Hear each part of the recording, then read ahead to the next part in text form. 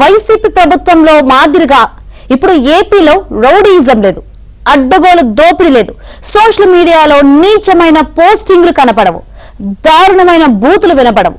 కూటమి ప్రభుత్వం కష్టపడి ఏడాదిలో శాంతి భద్రతలను అదుపులోకి తీసుకువచ్చింది. బడా నేతలు, అధికారులు ఎవరైనా సరే చట్టాన్ని అతిక్రమించిన వారిపై చర్యలు తీసుకుంటోంది. తప్పు చేయాలంటే భయపడే పరిస్థితులను తీసుకువచ్చింది. కూటమి ప్రభుత్వం ఏపీలో ప్రశాంత వాతావరణం కల్పించడంతో పెట్టుబడులు వస్తున్నాయి. రాజధాని అమరావతి పనులు మళ్లీ పట్టాలెక్కాయి. మళ్లీ అభివృద్ధి కనిపిస్తుంది. ఇదంతా ఇష్టం లేని జగన్ రాజకీయ ఉగ్రవాదాన్ని ప్రేరేపిస్తున్నారు. చట్ట ప్రకారం పనిచేస్తున్న పోలీసులపై తిరగబడాలని పిలుపునిస్తున్నారు. రౌడీలకు మద్దతు ఇస్తున్నారు. ప్రతిదీ రాజకీయం చేస్తూ భావోద్వేగాలను రెచ్చగొడుతున్నారు. కుల మతాలను లాగుతున్నారు. ఏపీని మరో బీహార్, ఉత్తరప్రదేశ్ లా మార్చాలని చూస్తున్నారు.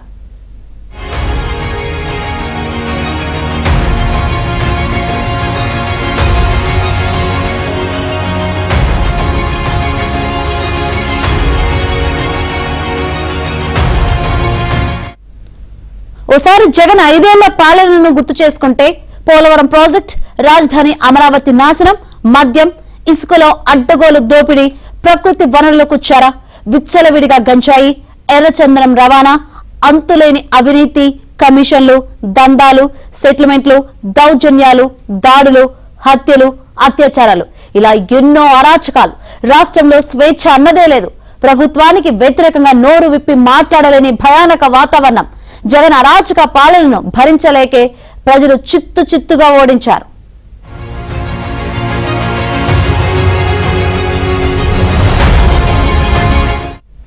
కూటమి ప్రభుత్వం వచ్చాక నాటి దారుణాలు దాదాపుగా లేవు. ఏడాదిలోనే పాలనను దాదాపుగా గాడిలో పెట్టారు.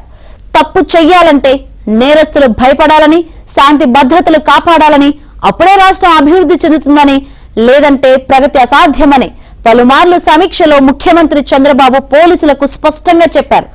పోలీసులు చట్ట ప్రకారం వ్యవహరిస్తూ ఉండడంతో సంఘ విద్రోహ శక్తులతో పాటు గతంలో అరాచకాలకు పాల్పడిన వైసీపీ నేతలు, కార్యకర్తలు తోకముడిచారు. సోషల్ మీడియాలో ఓ అనుచిత పోస్టు పెట్టాలంటే భయపడే పరిస్థితి. మరోవైపు కూటమి ప్రభుత్వం అభివృద్ధి, సంక్షేమం పైన దృష్టి పెట్టింది. పోలవరం సహా గతంలో ఆగిపోయిన పలు ప్రాజెక్టులకు మళ్లీ శ్రీకారం చుట్టింది. రోడ్లకు మహర్దశ తీసుకువచ్చింది.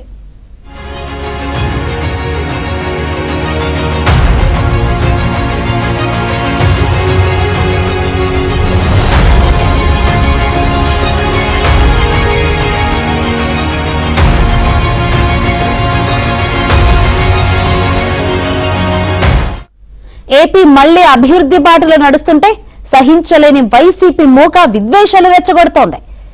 ఇందుకు వైసీపీ అధ్యక్షుడు జగన్ స్వయంగా ప్రేరేపిస్తున్నారు.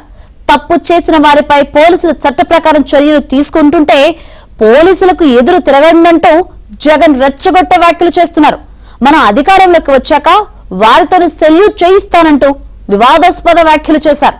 ప్రపంచంలో ఎక్కడికి వెళ్లినా వదలనంటూ పోలీసులకు వార్నింగ్లు కూడా ఇస్తున్నారు. గతంలో అరాచకాలకు పాల్పడి అరెస్టైన వైసీపీ నేతలను జగన్ జైలుకు వెళ్లి పరామర్శిస్తున్నారు. ఇక ఆ పార్టీ నేతల నేరస్తులకు కొమ్ము కాస్తున్నారు. గతంలో మంత్రులుగా పనిచేసిన విడుదల రజని, అంబటి రాంబాబు వంటి వారు పోలీసుల పట్ల అనుచితంగా వ్యవహరించారు.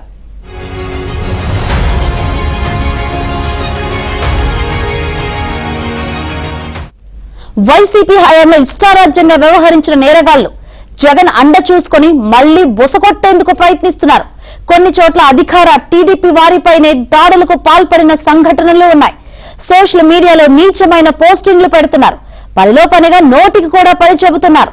చివరకు అమరావతిని వేశ్యల రాజధాని అంటూ దారుణమైన వ్యాఖ్యలు చేసే వరకు పరిస్థితి వచ్చింది. జగన్ ఇస్తున్న ప్రోత్సాహంతో రాష్ట్రంలో రౌడీయిజం వ్యవస్థీకృతంగా మారే ప్రమాదం ఉంది. సోషల్ మీడియాలో అనుచిత పోస్టులు పెట్టిన వారిపై ఏపీ పోలీసులు చట్ట ప్రకారంగా వ్యవహరిస్తూ ఉండడంతో జీర్ణించుకోలేని వైసీపీ సోషల్ యాక్టివిస్టుల స్వేచ్ఛపై దాడి అంటూ పెడబొబ్బలు పెడుతోంది. జగన్ సొంత మీడియాలో ప్రజల అభిప్రాయాలకు భిన్నంగా వ్యతిరేక విషబీజాలు నింపే కార్యక్రమానికి జోరు పెంచింది. గతంలో హైకోర్టు న్యాయమూర్తులపై అనుచిత పోస్టులు పెట్టించి వారి ఆచూకీ దొరకలేదని సిఐడితో చెప్పించిన ఘనత వైసీపీకి ఉంది. మళ్లీ అలాంటి పరిస్థితులు తీసుకువచ్చేలా వైసీపీ అధినేత జగన్, ఆ పార్టీ నేతలు వ్యవహరిస్తున్నారు.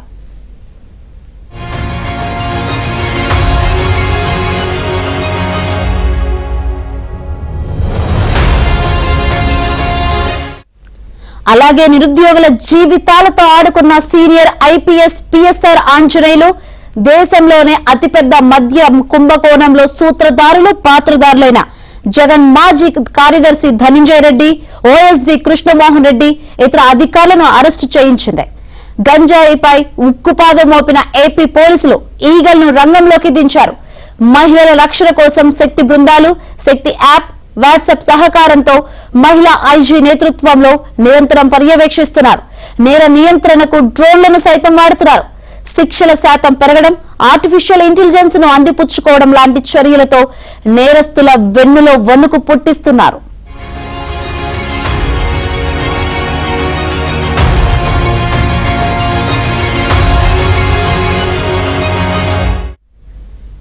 గత 5 ఏళ్ల జగన్ పాలనలో అభివృద్ధి అన్నది ఏపీలో ఎక్కడా కనబడకుండా చేశారు.